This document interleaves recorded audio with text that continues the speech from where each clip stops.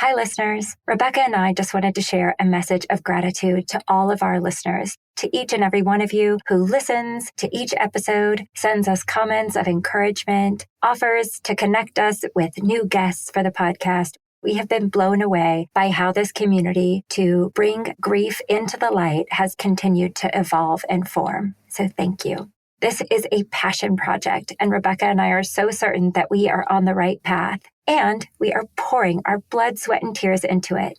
If you'd like to support us, we have two favors to ask. One is head over to buymeacoffee.com/allthegriefpod and buy us a coffee.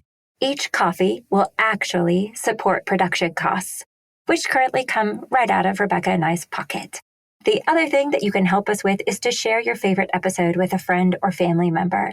Please ask them to be sure and follow the podcast. This will really help with our numbers. And if we're able to grow our listenership, we will become attractive and gain some sponsors, which will really elevate what we're able to do on this platform. From the bottom of our hearts, thank you. Hello, and welcome to All the Grief, a regular podcast for all those who have been touched by grief. We are your hosts. I am Rebecca Luttrell. And I'm Andrea Mathern. We are two friends, a therapist and a social scientist, both highly sensitive fellow grievers, here to share our hearts as we talk about all the grief.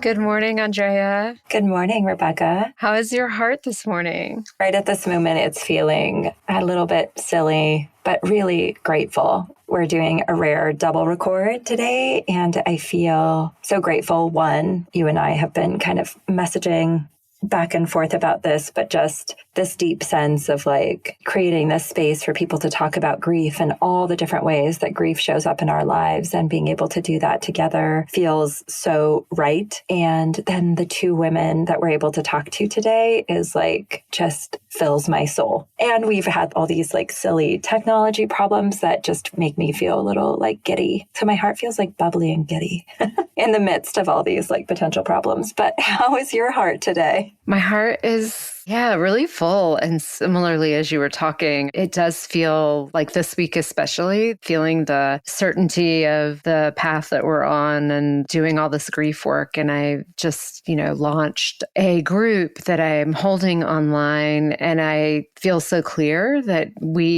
community is such a powerful way to heal. And the grief work in the group, and even being in all these different time zones and locations, is just powerful when people get together and talk about their grief and talk about grief in the world. So there's something that just feels so right and good in this moment around all this work. And I'm loving this morning with all of its foibles and issues. It's still just delightful. I'm so glad to hear that. So thank you. And I'm so glad that the group is going well. You've told me just a little bit about the power of it. And so I'm so grateful for the folks who have been able to be in it. It's a beautiful thing. So today our guest is Cheryl Slover-Linett. And my path with Cheryl has been like this funny little parallel path. Like she has been in my life, but I have almost never met her until this year. So a decade, 12 years ago, when I started in museums and research and evaluation, I had the chance to meet her husband, and they are co-founders of this amazing research and evaluation firm for arts and cultures. And so my whole career, I had this amazing mentor in her husband, and always knew of Cheryl as this like person, but I never met. But it was just like, she must be incredible because her husband is so generous in his network and his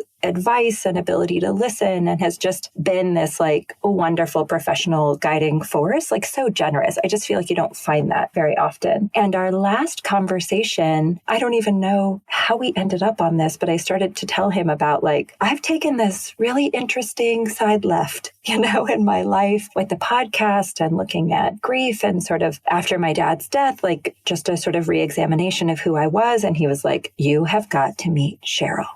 And so he did connect us, and it was like an immediate connection, like so easy and so beautiful. So Cheryl founded an organization called Lead Feather in 2008. And through this organization, she co-facilitates journeys in nature. And she really has this strong belief that being outside and connected to the natural world is our most natural state as humans. And she believes this because she had the experience firsthand, which I'm sure she'll talk to us about. And she has experienced that discovery about knowing one's own place in our world and how nature connects us more closely to the people and dreams that are really important to us. So she is super driven by her passion for collective healing. So it's so related to sort of your check-in this morning. And ultimately, through that connection to ourselves, she is a longtime researcher and, as I mentioned, an arts consultant and able to sort of blend this leadership and self-discovery in a really amazing way. She is also a mom of twins. So she is a fellow twin mom, and we have some connection around that, though her amazing and beautiful daughters are farther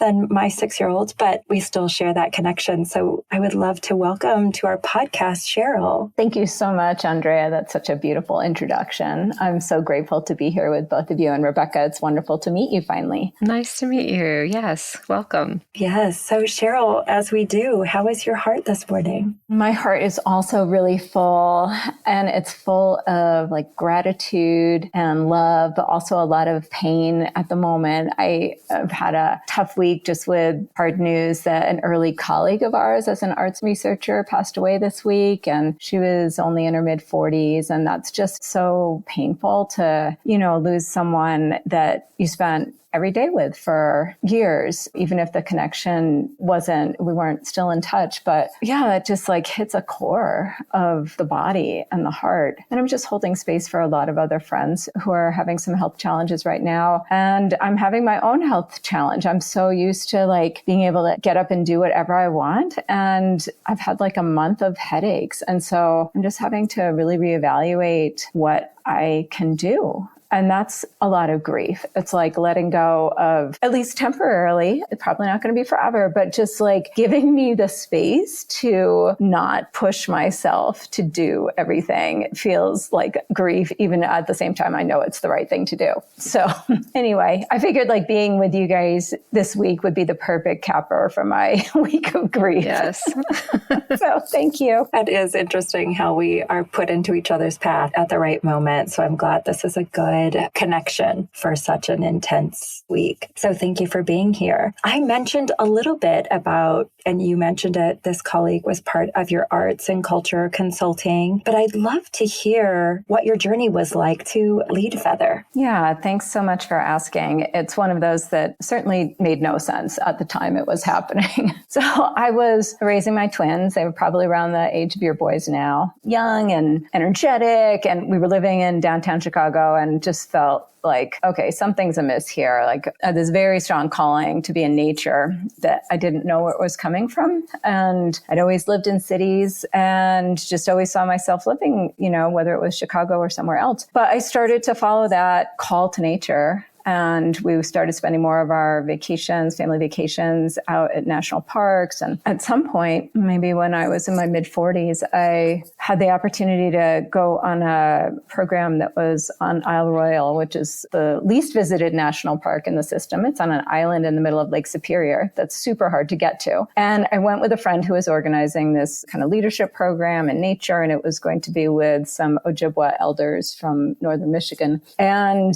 I can only have what I, now can see it was like a spiritual awakening there to the power of nature, and got a really, really clear message that I needed to be doing programs in nature for women and children. And at the time, I had literally not camped since I was 8. Like I had no gear. I'm not sure I owned a sleeping bag. And I kept on asking like, really? Are you sure? Like me? I have like no skills in this area. And I'm like busy. I'm running this company, like this arts consulting company. So I remember coming back and talking to Peter about it. And he was like, wow, okay, I don't know what that's going to be like, but we need you here in this company and to raise these kids. So the first way that I gradually got into that was creating family journeys so that my whole family could come with me. But like deep down, I knew it was for me. Like I knew that I needed to get into nature for my own healing. So the typical Cheryl type A, let's build a nonprofit around it so that there's all this infrastructure. And that way I'll be sure to do it. Because if I were just doing it for myself, I don't know that I would have had the guts to be like, no, I actually really need to carve out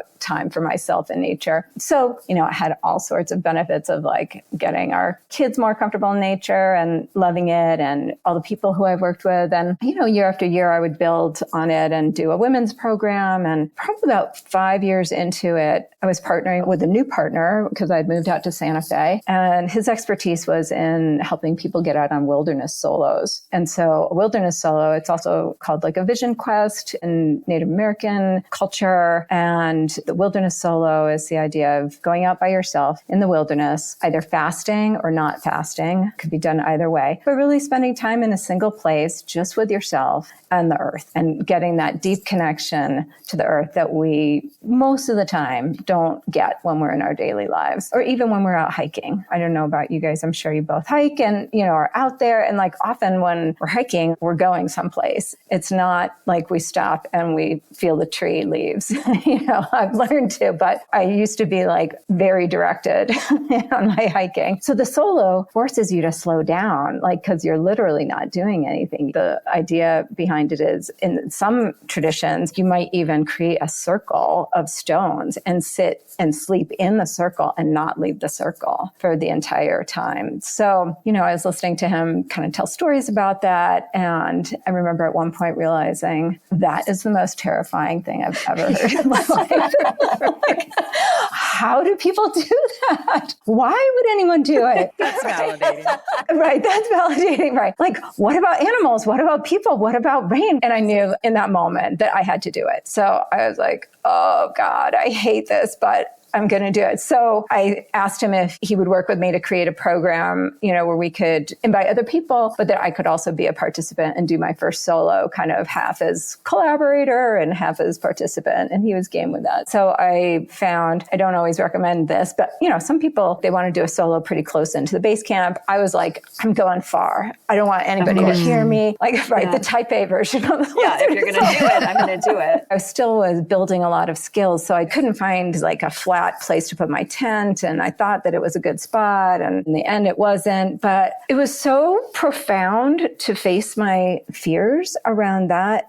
Knowing that the other really important piece about the solo is that back in base camp, the base camp team is holding space and saying prayers and drumming and, kind of working with holding the intentions that you shared with the group to kind of make sure that there's that energetic connection and that safety. So I really felt very, very held both by our base camp team and then by Mother Earth. So I spent so much of my time in that solo just lying on the earth and just feeling held. And I can kind of get into the specific healing that happened a little later, but maybe we'll just stop there for the moment. But that's been my journey. And so now we focus a lot on creating solo programs, but also other types of programs for folks. I think that's such a beautiful place. And you talking about just laying on the earth and being held. And I think there's something so profound about the exploration that the earth can hold us, right? I think in our culture, if you're raised in any level of sort of like a traditional American culture, the earth is just, and I say this like, and it shames me to say it a little bit, but sort of just this rock upon which we are. And every once in a while it'll catch our breath, but I don't think we think of it as this reciprocal relationship. So I'd love actually for you to explore with us or, share with us even more about that, like being held by the earth and the earth's ability to support you through healing, whatever it was that you needed healing for in that moment. Yeah, I agree with you. It's a very non-American concept, this idea of reciprocity. But of course, our indigenous tribes here in the US, that's such an important part of their belief system. I was down in Peru earlier this year, and the concept of Aini which means reciprocity, that is also huge there and really part of the day-to-day. way. So one thing I love about the Cato belief about the earth that I'll just share is that they believe that the earth wants to compost our grief and compost our wounds, and that actually the earth needs it. Like that's part of the reciprocity. Oh, right. I know I heard that and I was like,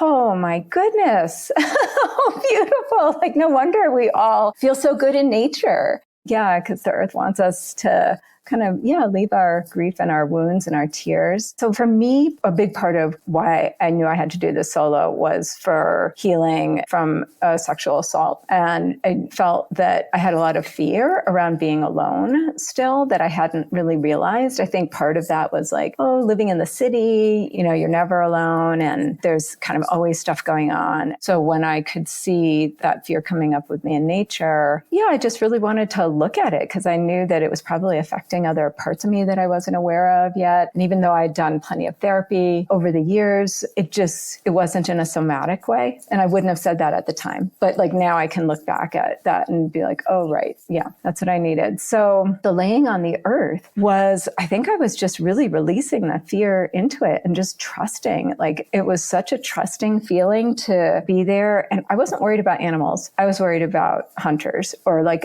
a man coming by and seeing me. And that is a really common thing for the women who we work with to, help on solos. Unfortunately, that is a relatively common feeling. And so, just kind of being able to let that go and not know whether I could control any situation, but like also be okay and feel like I can trust in the earth and that the earth had my back in that moment. And kind of a funny thing that happened, as I said, like I didn't know the gear set up very well. So at 6 a.m. when the sun is rising, which is not my normal time to get up, I will just say that was way early for me. I wake up and like something's on my face. I'm like, oh my gosh, what's this? And it's my tent. It has collapsed in on me.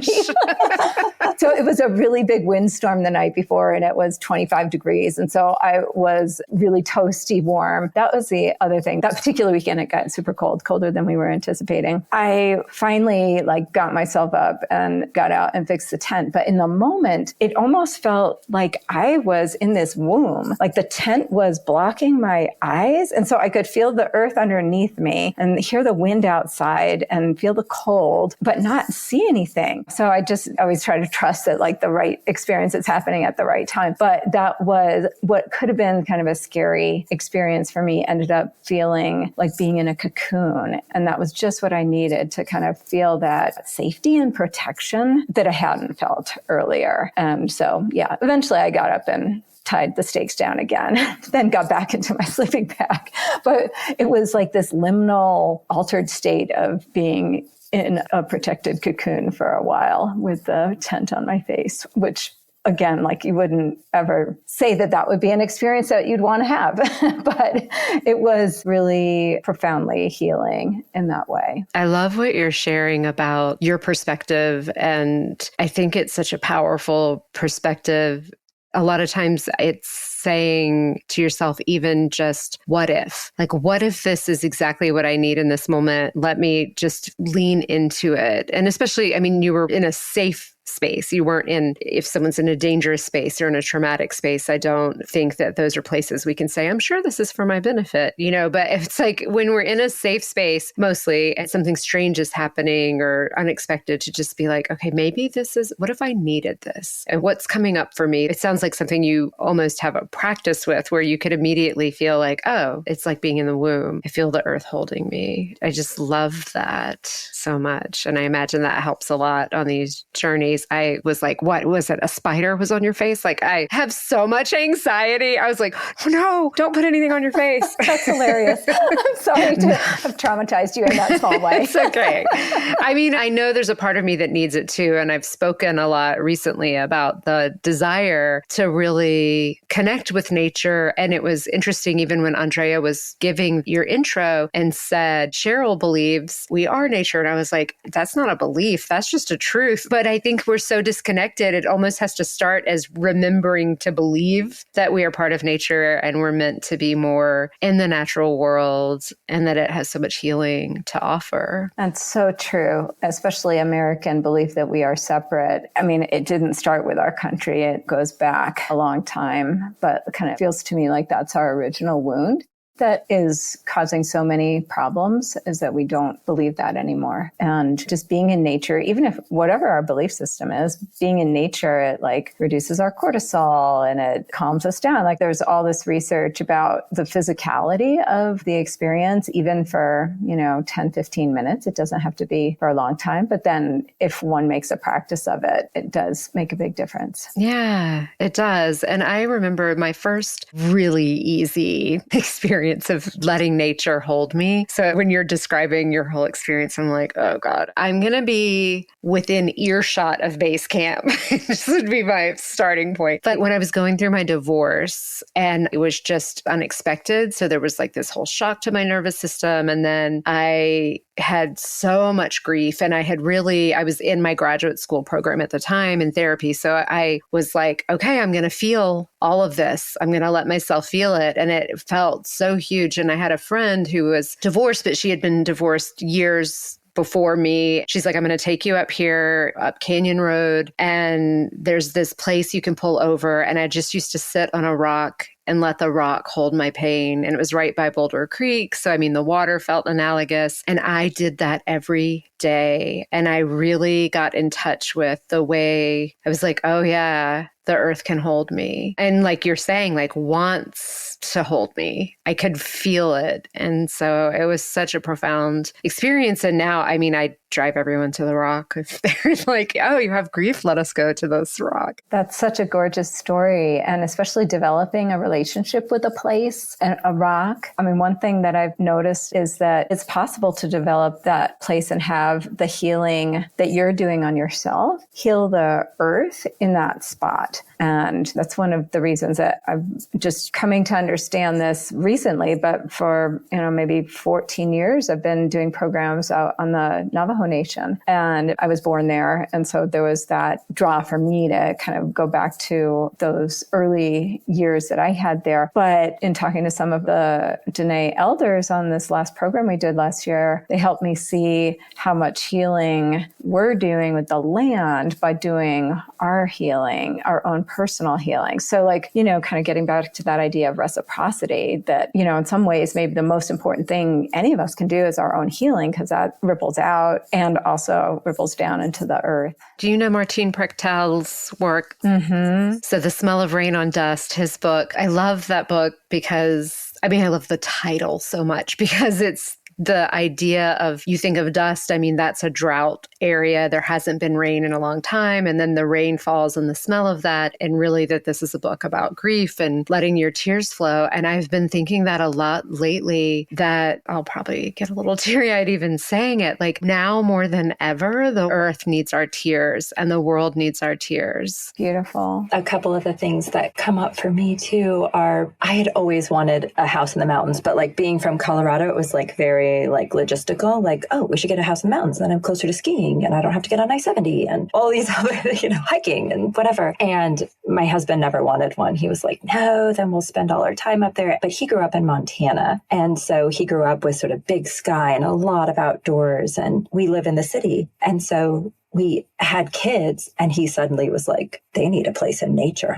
They need to walk in the woods and whatever. And so we went to find a place and we came across this beautiful cabin that this couple had sort of built as their dream home. And it was on a few acres, super remote. Rebecca's been there, very remote, and just a lot of land. And so we absolutely fell in love with it. We could imagine our families and our friends spending time up there. And so we were up there during the pandemic. We were so lucky to have this beautiful place to be. And my little boys would just walk through the woods, just walking over branches and logs and rocks. And I remember when we finally came back into the city, they were in gymnastics and their gymnastics teachers were like, oh my gosh, they have such good balance. And I was like, that's because they've been stumbling over uneven ground for the last, 4 months. And really, since they could walk, we bought it before they turned 1. They had their first birthday up there. And that was just sort of their space to roam and own. And we love to see their connection with the land and the deepness of the darkness at night. We often lend it to friends. And we had some friends stay up there recently, and her and all of her kids were like, the first night I was terrified. I was so scared because it's so quiet. And to me, it's like the most restful nights I ever have. I'm like, oh my gosh, but everything is so quiet. And so I love everything you both are saying about just reconnecting to that and feeling how our bodies respond to that and how much reciprocal love we sort of begin to generate just in spending time in these wild places. I actually really dislike hiking, Cheryl. I did not know that.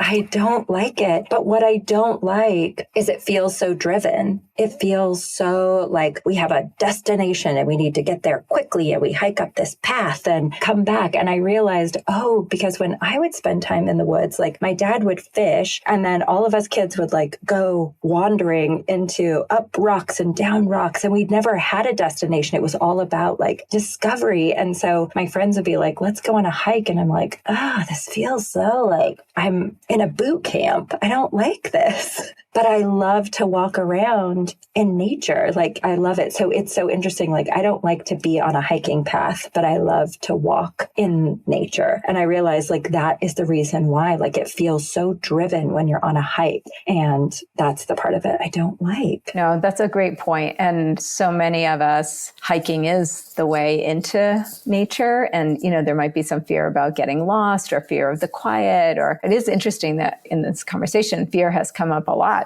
Yes, nature. I was going to say, or mountain lions. Yeah, or mountain lions.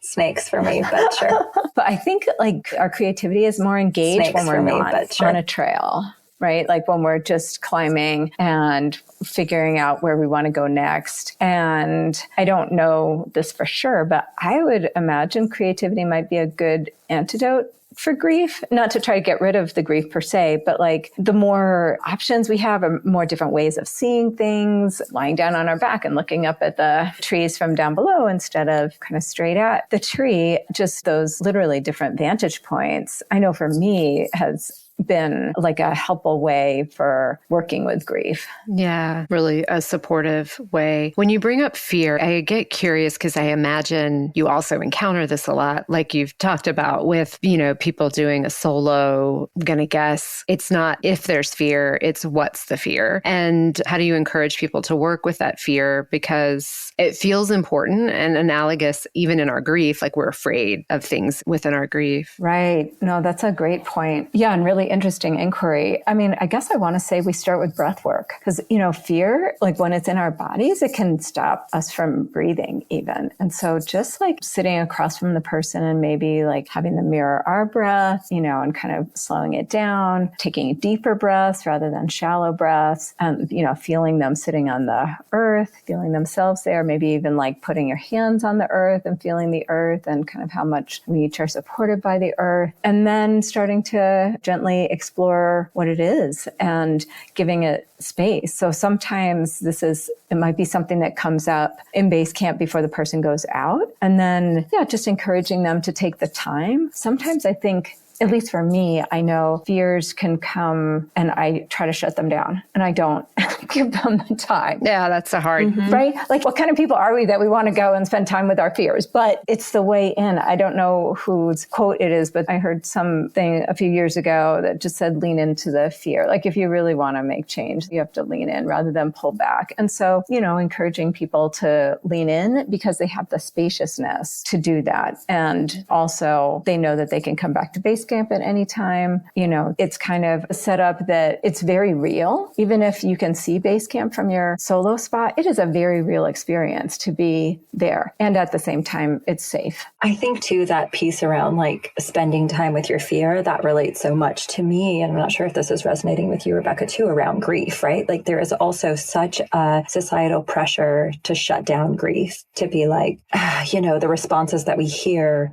to sad things like, but you had your grandma for so long, so I shouldn't be sad, or just this like need to want to stop the pain or the uncomfortableness, I think, of something like grief and fear. And so the idea of kind of leaning into it, the idea of just sitting with it and letting it be a part of who we are is so contrary to what we're sort of, we're supposed to be fearless. And especially as like emboldened, empowered women, like we should be fearless. And I'm like, Cheryl, if a gardener snake comes across my camp while I am soloing, my husband will hear me in Denver screaming. Like, I will be so terrified. And so fear is part of us and grief is part of us, just like we grieve because we love, we fear because we are also like alive and there is so much unknown and it all has something to teach us. That doesn't mean like I'm going to walk out with a snake draped around my arm or anything. But part of being in that space will be coming to terms with the uneasiness that like I am in fact sharing space with a serpent.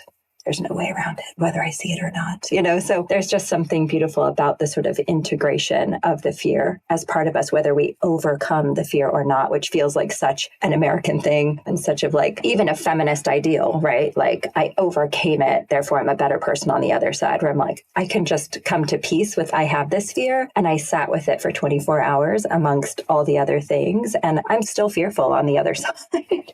But, I've integrated that as part of who I am. I think there's something really beautiful and analogous with grief about that. And it seems to me that sitting with our fears and our grief is a profoundly anti-patriarchal capitalist act. We're not doing, we're not pushing stuff aside. We're going into uncomfortable places. Our culture does not support that. There are not a lot of, people that do it and are talking about it actively. There are more now, of course, which, and thank God for your podcast too, but it feels very counterculture to me, which of course is really exciting. I know. It's like, bring me more of that. Right. Well, and that, I think about this and recently have had some discussions with friends around kids and screens and increased anxiety, increased depression, and all these things that you see show up whenever kids have a lot of time on screens. And I would say nature is the antidote to that. But the feeling that I tell this story often, my brother, we had televisions in our bedrooms as children. Now, these were not even close to the level of screen that you have now. We had to tolerate commercials. Your show was only on once a week and you couldn't binge watch and whatever. But my brother, he was getting a television for his oldest daughter and she was younger. He said, we had televisions in our room and we're fine. And I was like, oh, that's debatable. So I had this conversation with him about how what we didn't learn in our childhood was learning to be with our emotions and learning to regulate. So we had a way of checking out. We could go to our room and try to find something on that we like to watch and just escape. And how much worse it is now that they don't have to even tolerate. They don't have to say, gosh, there's no show on, so I guess I'll go outside and play. Like they can always find something. And I just think about that often that's what's missing is the piece of learning to be with our hard emotions, the fear, the grief, the things that our culture is saying, push it away, buy something, watch some television. There's something. So I love what you're offering and this place. And I imagine there has to be sort of a dip your toe in the water version, or like you're saying, I don't know what gear. I have friends that do the weirdest things since I've moved to Colorado that I just like, I love that people are so connected to nature and really but that they'll go in below freezing weather and dig a hole and sleep in it. And I'm like, yeah, that's not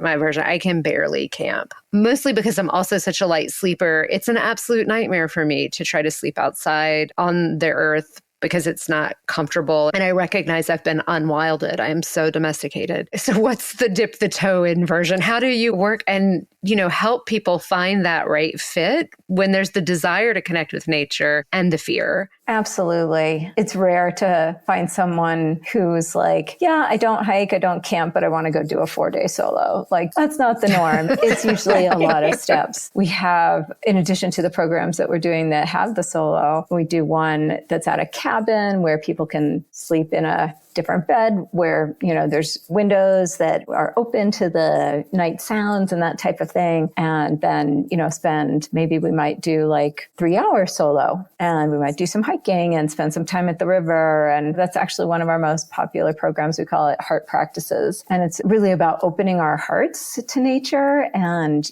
taking the time to slow down. We do meditation and hiking. And then it's a big part of what we do is like create community. So there's this community of witnesses readiness for whatever comes up, because stuff is always going to come up when we're in nature and when we slow down, and just kind of feeling like there's that sacred space to share. The program that we have this September, I'm calling it Nature as Sacred Healer. And that's one that we're going to do like maybe a 8 to 10 hour solo. So during the daytime, so it might be from like 9 a.m. to 6 p.m. or something like that. So people will get like a pretty good feeling of what it is like to be out, and get bored and have things come up and, wonder like, yeah, can I come back yet? This feels really uncomfortable. So it's long enough, but they don't have to do the sleeping out and know how to put together, Rebecca's like, that sounds good. Not sleeping. Like, sign me up for the September.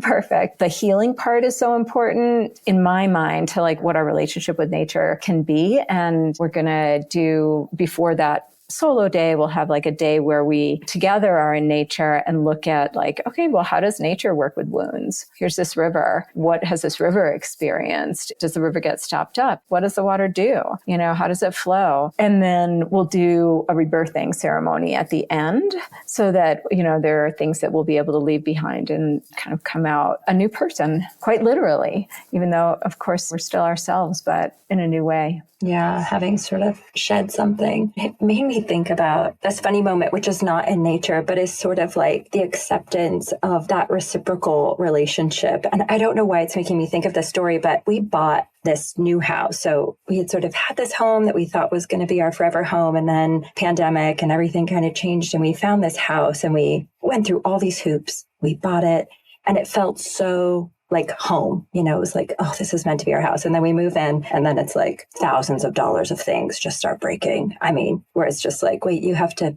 dig 8 feet down beneath my garage and fix a pipe. I'm sorry, what? Wait, our water heater rusted through the bottom. I'm sorry, what? And I just remember being like, oh my God, we bought our money pit. What have we done? Did I pressure this? And I remember taking a deep breath and I was like, wait, this house, it's 100 years old.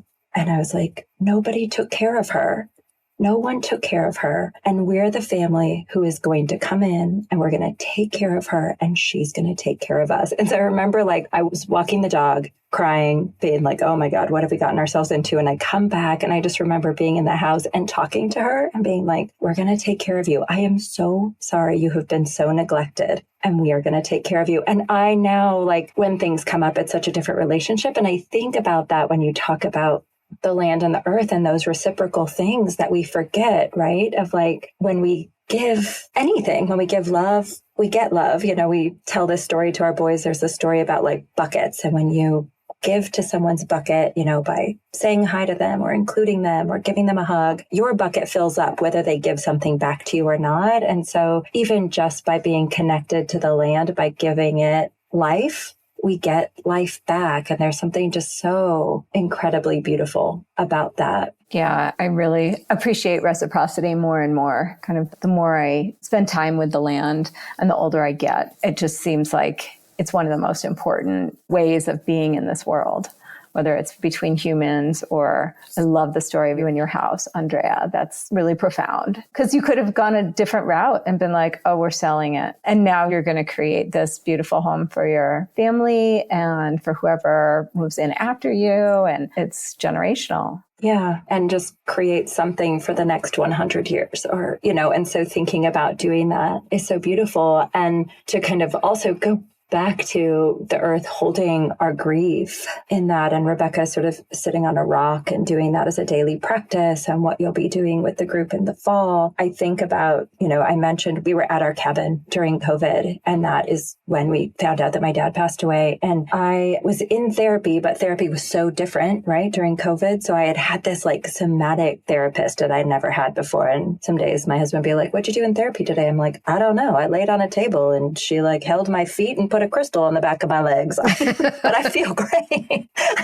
And I remember one day my dad was in the hospital though it was not an impending death, but he was in the hospital and we weren't able to see him. And so I just had so much anxiety because that is so not our family. And she said, you are in the mountains, go out into the woods and scream and know that like the trees will hold your pain. And I was like, this lady is so crazy. But I wanted to do it because I was like, I don't know what else to do. And I remember at first it being just like a very quiet, like, and then it grew into, me on my knees, crying, and suddenly digging this hole in this like super soft earth under the pines. The earth is so black and soft right there. And I dug in and just cried into this hole, and it felt living. It felt like truly like, somebody can hold my grief. And that someone was the earth and this tree that I was under. And so there is something that I felt so self-conscious about it at first, but then was such a release and felt so like the exact right medicine. Yeah, it's profound to be out in nature and scream, especially as women. Like we are taught, you don't scream, you don't like raise your voice, right? And then to like go out and do it feels amazing. So I'm so glad that you took her advice. And it does take practice to like get used to using our voices in that way, because it's really powerful and it's such a big release. I'm glad that you were able to like dig your hole and cry into the hole and, put everything, all your sadness there. It's a really interesting back and forth between like holding the grief and then releasing the grief. One of the things I love so much about your podcast is it's not about getting rid of the grief. That might never be the case. It's not the goal, right? Like it's not the direct hike to the mountaintop. That's not the metaphor here, but like having ways to release it, to compost it, to share it, to not have to hold it all so tightly. At least I know for me, when I've had grief, like my body just gets really constricted. So like I literally have to remember to breathe sometimes if I'm in a place of grief. And nature, at least, like that always gets me breathing because I'm moving or kind of breathing with the air and the wind. Yeah, the sound of it. I remember walking once, and I'm in Colorado, so we have a lot of aspen groves and aspen trees, and the sound of the wind moving through aspen trees, like I get ocean people, I get it that there's nothing like the ocean, crashing waves, but I do beg you to spend time in an aspen grove and hear that, because I imagine that's what ocean people feel about the ocean, because the ocean is kind of like life's breath, right? Like it's like,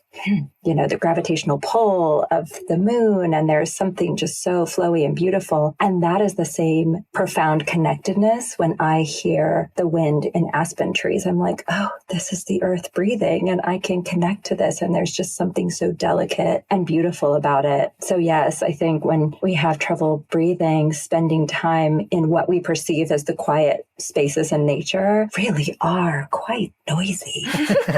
Well, and aspens, I'm so glad you brought them up because they are such a favorite of mine and they're such a teacher. So aspens are a single organism, which probably you both have heard, living in Colorado, right? So it's like what we would call trees are actually not trees. Like the whole tree is underground. And then there are these ramets that grow up above the ground that look like what we would call trees. But those are just like branches of the body that is literally holding us because it's underneath our bodies while we're lying in an aspen grove. So being in an aspen grove, I think, is one of the most healing things we can do. And the other crazy, amazing thing about them is that they drop their branches when they're no longer needed. So if there's anything on them that is not serving their growth, they can let it go and shed it, as opposed to the humans who we like to just hold on to our baggage, just carry it with us. Exactly.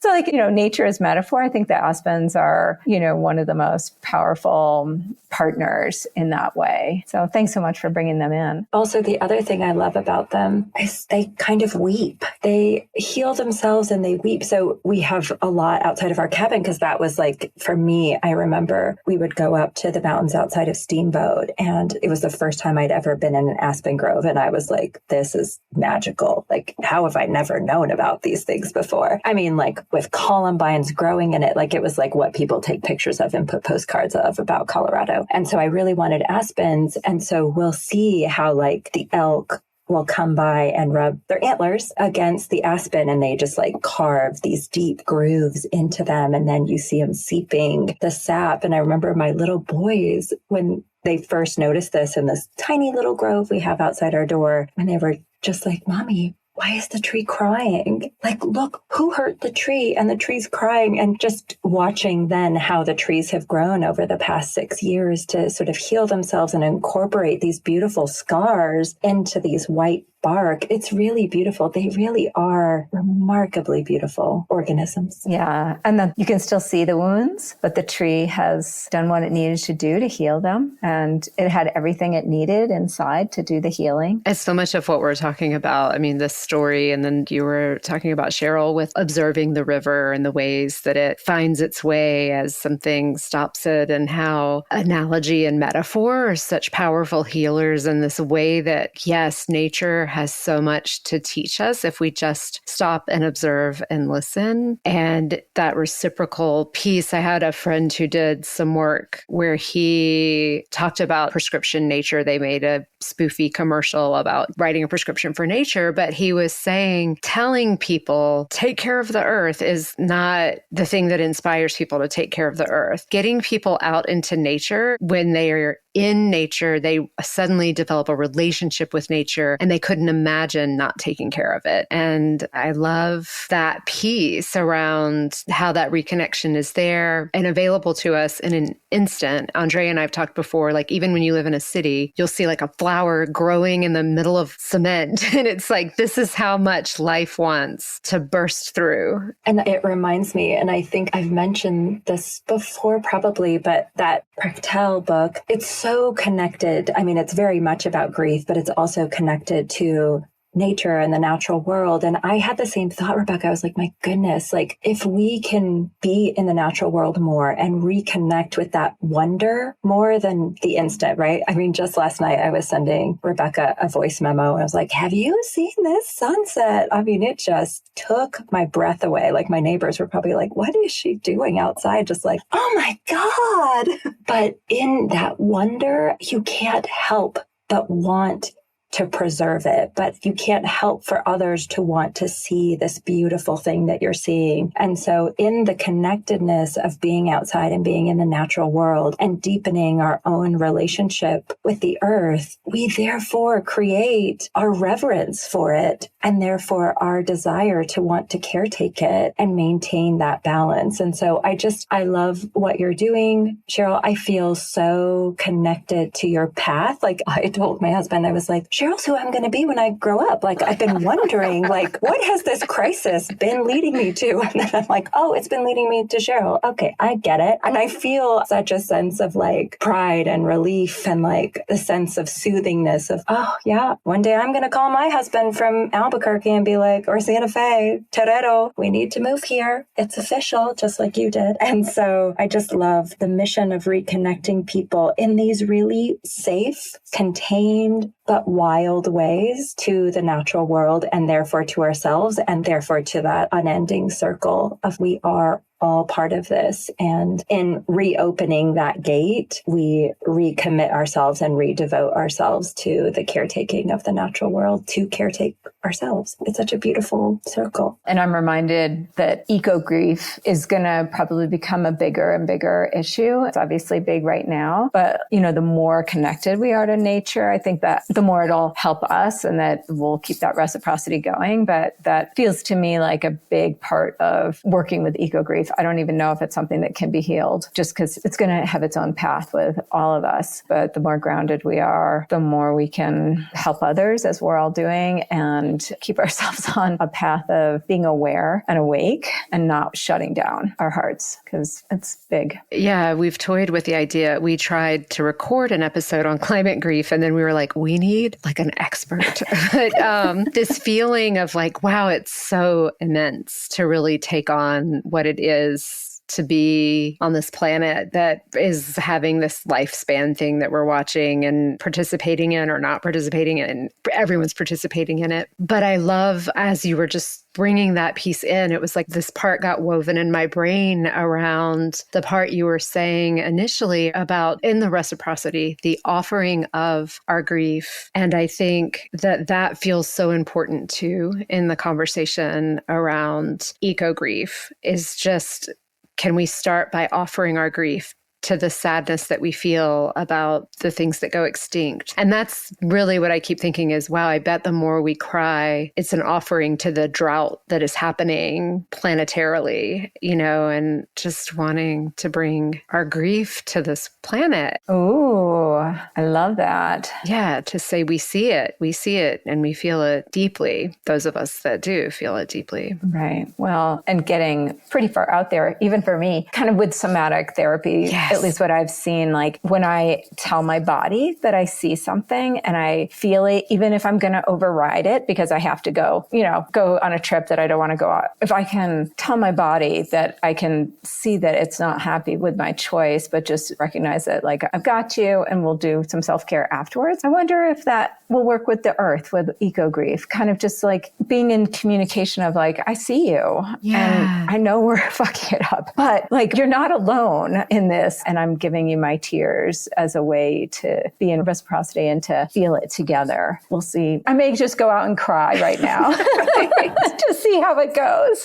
I'm like, wait, we need to have you back because there's more. We need to just have an Earth episode. Yeah. Well, I, of course, would love to come back and talk more about this because it's a wonderful exploration. Can we go back just for this moment to what you raised earlier, Rebecca, about kids right now and screens and disconnection from nature? Yes. I just want to share a story of what I experienced with this one mother-daughter pair who started coming on our family journeys from the very beginning in 2008 and came on every one. And it was really challenging for them. She was, a single mom, didn't get much support from the father, and they weren't nature people. Like we were Chicago. This is part of why it made so much sense for me to do this from Chicago, because like most of my friends had no clue how to get out in nature. So, we were all going there really not knowing what we were doing. Luckily, I had some good partners to help. And there were meltdowns and it was not always fun, especially for this girl who started coming when she was 7 to maybe between like 7 and 13. She did these journeys. Then I know she went to school in New York and then moved to LA. So she was like a city person. And then she came back for a journey with her mom for the first time. So I hadn't really spent any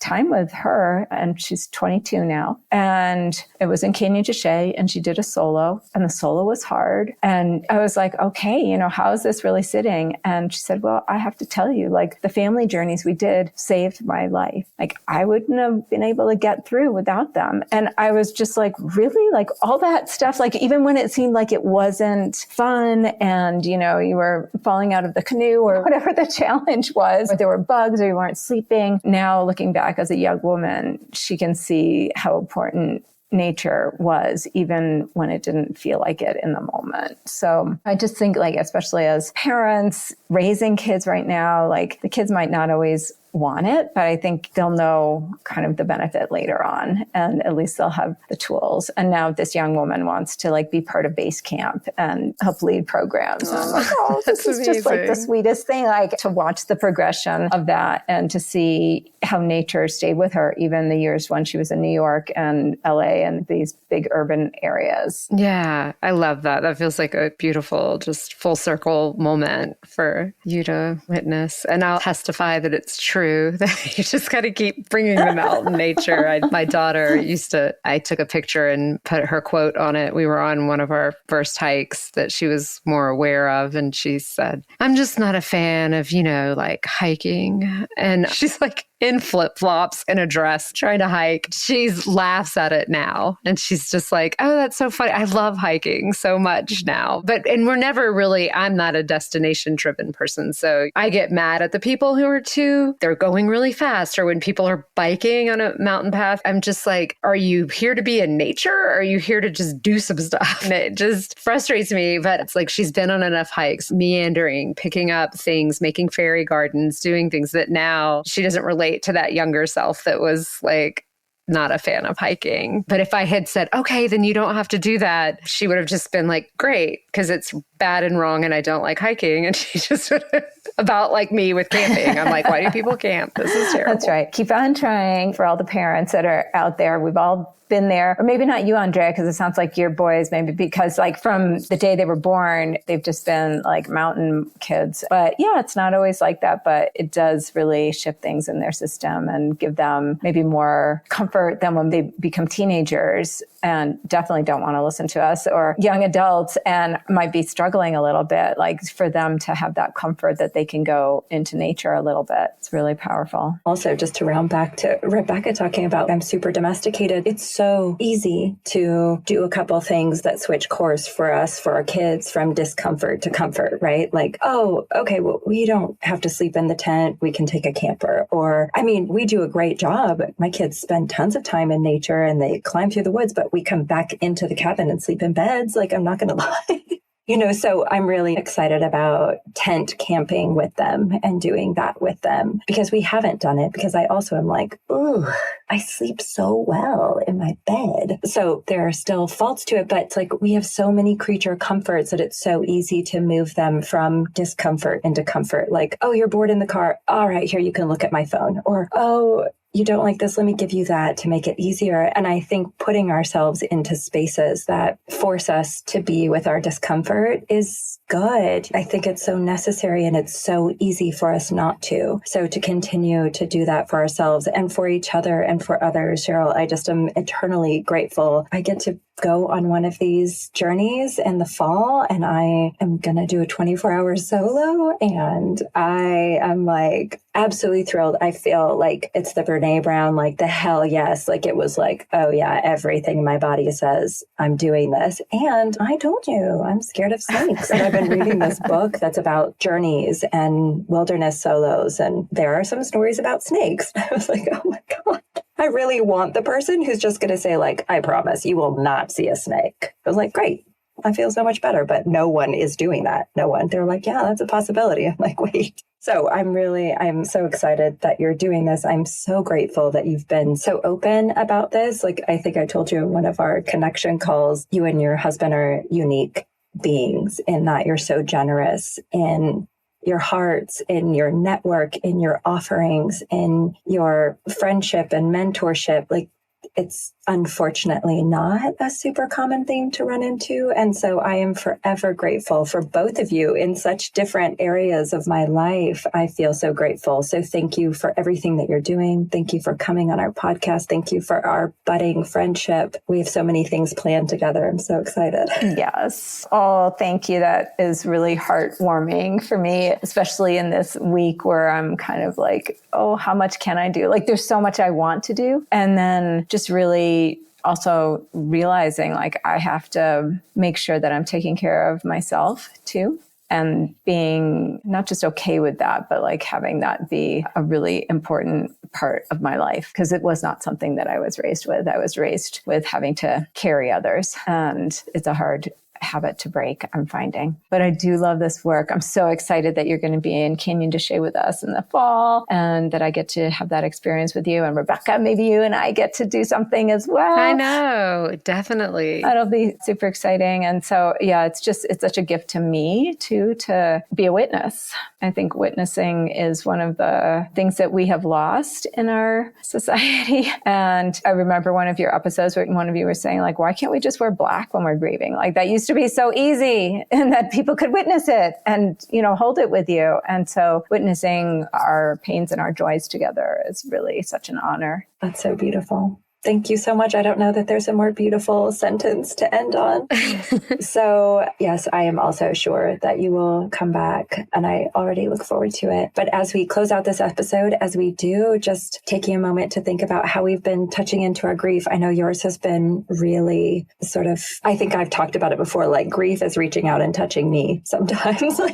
Sometimes I don't have a choice. Yes, that's where we are. Yeah. So I know you talked about it, but if you want to sort of have a closing moment about about it. I'll start with Rebecca. Rebecca, how are you touching into your grief this week? I mean, there's so much that feels resonant in this episode as we're talking, and that I really have been in a place of wanting to be more in touch with nature and more in touch with sort of lineage. I mean, there's lineage pieces in that for me too, and believing that I really, knowing some of my lineage, like that I come from these more nature, I don't know that you call them cults, like nature religions. So one of the pieces of grief that I've really been feeling is no matter how much I research it, I'll never actually know it in that same way as knowing it if it had been handed down to me, like if someone had held on to it and if the sort of patriarchy and the civilized world didn't say, these are uncivilized things and just take it away, I won't know it in that way. But what struck me today as you were talking, and I just felt right back in touch with the truth of this, is that how you went out into the woods and you were crying in the trees and you dug a hole and you let the earth hold your tears. And I thought, that is the origin of the nature rituals. Someone did it once and they were like, I just knew to do this. And now I'm going to tell my sons to do this. And now I'm going to tell my daughters to do it, and the community. And so I was like, I might not know exactly what my ancestors did, but I know things will arise naturally that will become my rituals if I just like keep allowing that. That was so beautiful. Thank you. You go, girl. Thank you. Yeah, no, that's great modeling for all of us. And you have been talking about wanting to be reconnected with nature in a more deep way for a while, since the new year, like since the new moon. I probably keep ending every episode like this. I keep thinking I'm saying it for the first time, but I think keep saying.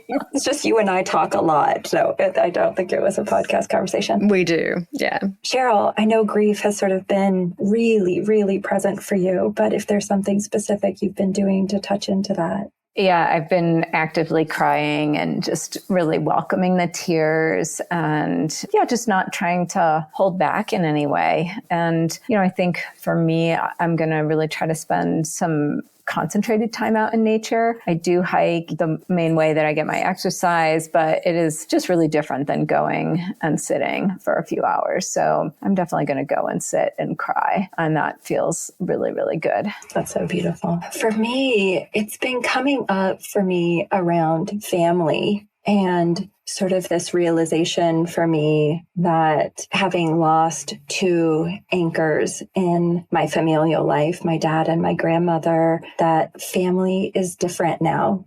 And what I hold as what family is and what it means and what it does and how it interacts is so different than what everyone else who makes up that sort of idea of family in my mind wants or feels committed to. And it might be in this moment, it might be forever. And I think for me, this week has really been about releasing that, which has been really sad for me. But I think in talking about it with people that I really trust and are not judging me about it, it's also been an opportunity to think about a reimagination of what family is. And I think part of that, Cheryl, is us planning this family. You'll get an email about it, Rebecca. Us planning this family journey with other families and this idea of creating community and family with other people who want that same version of family that I do. And so it doesn't feel so much like I'm kind of forcing my idea on people. I just will create it with other people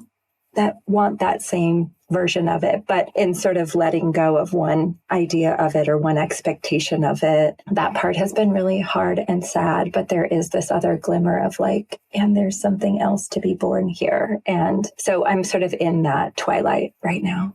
Beautiful. Well, thank you both today. Thank you, Cheryl. It's a delight to meet you, and I look forward to more conversations and want to meet you in real life. Same. Can't wait. I do too. I know, right? I can't believe that has not happened. I'm coming up to Denver. Do it. Well, hopefully we'll come down to Santa Fe sometime. Yeah, definitely. Well, I do go to Santa Fe from time to time. Oh, good. Because I have a mentor there. So I'll reach out when I'm there. For sure. Yeah, that would be lovely. Thank you guys both so much for what you're doing here with this podcast. It's been wonderful for me to be listening to so many of your past podcasts over the past month or two. And I've shared so many friends, because it's just up, whether it's the grief with parents. That was such a powerful episode. And then the estrangement episode. I mean, they were all really, really good. So you're on the right path. Thank you. Oh, thank you. All right. Love to you both. Love you. You too. Thank you for listening to this episode of All the Grief. You can find us on Instagram at allthegriefpod. And please take a moment to rate our podcast and share us with your friends. We'd love to keep expanding our reach to all the people who could benefit from conversations on grief. Take care.